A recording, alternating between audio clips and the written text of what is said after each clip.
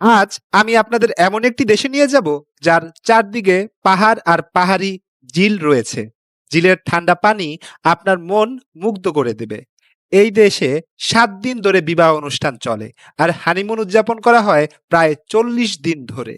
দেশটি আগে সোভিয়েত ইউনিয়নের অধীনে ছিল, এখন এটি একটি স্বাধীন রাষ্ট্র হিসেবে পরিচিত। এখানে নাস্তা হিসেবে রুটি ও গ্রিন টি খুব জনপ্রিয়। পৃথিবীর অন্যতম সুন্দরী নারীদের দেশ হিসেবেও এটি পরিচিত। পাশাপাশি সুঠাম ও সুন্দর ঘোরার জন্যও এই দেশের সুনাম রয়েছে বিশ্বব্যাপী। এখানে অতিথিদের যেমন সম্মান করা হয়, তেমনি ফুলেরও রয়েছে বিশেষ কদর। পাহাড় পর্বত ঘেরা ঝিলের ঠান্ডা পানি, মানুষের হাসি আর আনন্দময় জীবনযাপনের দেশ তাজিকিস্তান। তাহলে চলুন তাজিকিস্তান একটি সুন্দর সফরে ঘুরে আসি। তাজিকিস্তানকে আনুষ্ঠানিকভাবে একটি গণতান্ত্রিক দেশ হিসেবে স্বীকৃতি দেওয়া হয়। এটি মধ্য এশিয়ার অবস্থিত এবং চারদিক স্থলভাগ দ্বারা বেষ্টিত। উত্তরে কিরগিজস্তান, দক্ষিণে আফগানিস্তান, পশ্চিমে উজবেকিস্তান এবং পূর্বে চীন অবস্থিত। প্রায় 1,30,30,500 মানুষের বসবাস এই দেশে। তাজিকিস্তান একটি মুসলিম প্রধান দেশ।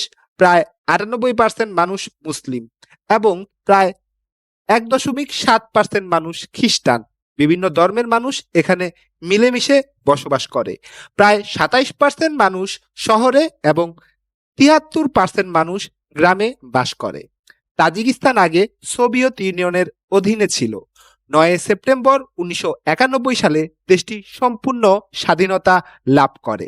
এখানে রুশ ও তাজিক এই দুইটি সরকারি ভাষা প্রচলিত। তাজিক ভাষার সঙ্গে ফার্সি ভাষার মিল রয়েছে। রুশ ভাষাও ব্যাপকভাবে এখানে ব্যবহৃত হয়। এই দেশে খাবারকে অনেক সম্মান দেয়া হয়। আপনি যদি তাজিকিস্তানে খাবার নিয়ে কোনো নেতিবাচক মন্তব্য করেন, তবে সেখানকার মানুষ কষ্ট পাবে এবং আপনার সাথে একটা রফা দফা হয়ে যাবে। এখানে খাবারের পাশাপাশি ফুলেরও অনেক মর্যাদা রয়েছে। শিশু, নারী ও বৃদ্ধ সবাই ফুল খুব পছন্দ করে। ফুলের এতটাই সম্মান যে রাষ্ট্রপতি ফুল দিবস ঘোষণা করেছেন। এই দিনে নাচ, গান এবং বিভিন্ন সাংস্কৃতিক অনুষ্ঠানের মাধ্যমে দিনটি উদযাপন করে তাজিকিস্তানের সাধারণ মানুষ। তাজিকিস্তানের রাজধানীর নাম দুশানবে। এই শহরটি খুবই সুন্দর এবং মনোরমভাবে সজ্জিত করা হয়েছে। মিউজিয়াম এবং বিভিন্ন ভাস্কর্য দ্বারা এই শহরটি নির্মাণ করা হয়েছে।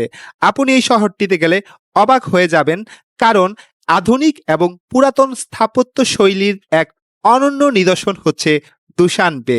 এই শহরটিতে আধুনিক স্থাপত্য শৈলীর মাধ্যমে গড়ে তোলা হয়েছে এবং প্রশাসনিক ভবন সহ বিভিন্ন শহরকেন্দ্রিক স্থাপনা এই শহরটিতে রয়েছে, যা আধুনিক কোনো ইউরোপিয়ান শহরের সাথে তুলনা করা যায় নিঃসন্দেহে।